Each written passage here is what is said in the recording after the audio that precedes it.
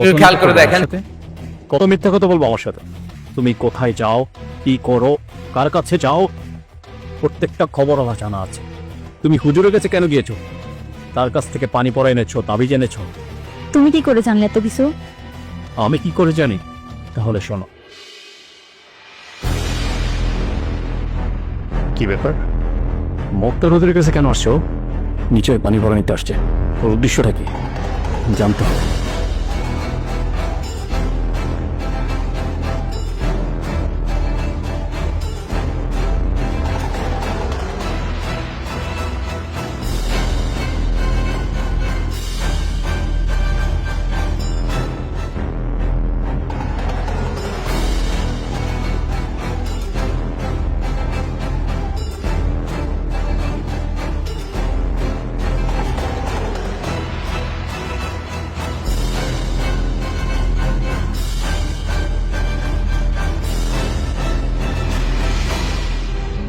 আমার মাথায় ঢুকছে না।